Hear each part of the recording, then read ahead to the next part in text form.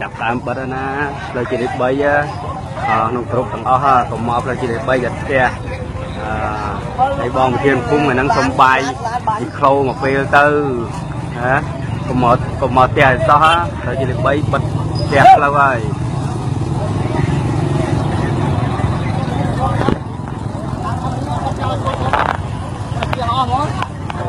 còn bánh